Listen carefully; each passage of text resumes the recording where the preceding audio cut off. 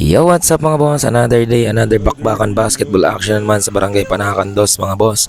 May laban nga ang team ulit ng ML Jalina. Semifinals kalaban nila yung Amara na nagpalit po ng pangalan na D-Sox mga boss. And po no, so tayo yung nauna dyan dahil nga po yung team ng Amara meron pa pong laban sa Barangay Kalatigas mga boss. At tamang warm up lang habang nag-aantay ng forfeiting time mga boss, dahil eto nga yung oras na natitira dyan mga boss.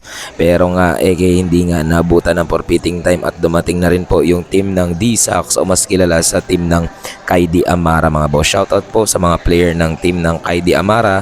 At bago tayo maglaro mga boss, kailangan nating magdasal mga boss no, para sa guidance at safety ng laro mga boss, para sa team natin mga boss, at walang masaktan mga boss no. And ayun mga boss, sisimulan na natin yung magandang bakbakan. Syempre, pag napanood mo tong video na to, i-comment mo kung taga saan ka mga boss para malaman natin kung hanggang saan umaabot yung mga video natin mga boss. Tara, panoodin natin yung highlights ng kanilang bakbakan mga boss.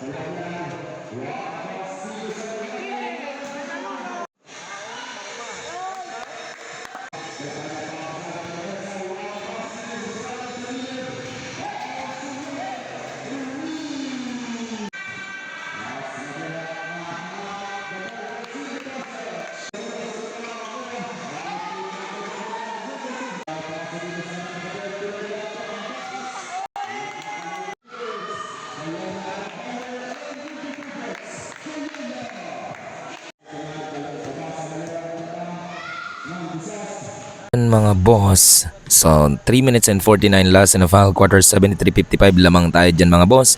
Tara, tuloy na natin yung bakbakan.